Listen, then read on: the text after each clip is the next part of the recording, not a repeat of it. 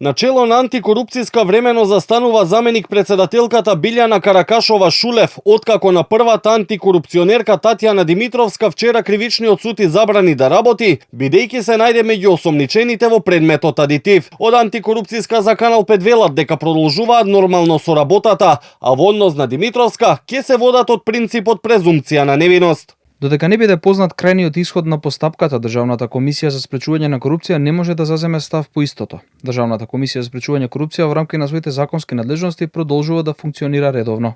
Велат од антикорупцијска.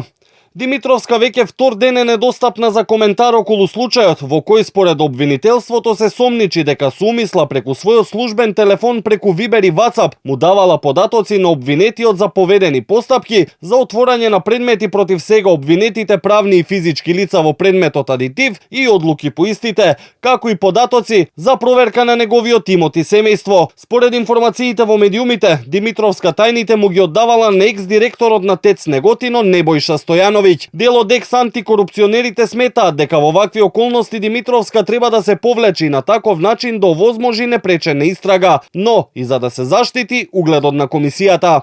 Ова е голема црна дамка врз ДКСК и незината работа.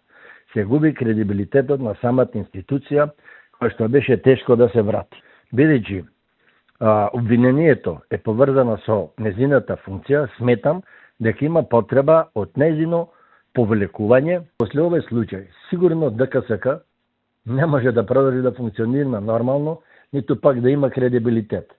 Како тие ќе покренат било каква иницијатива или некој предлог против некого, кога тие самите се вмешани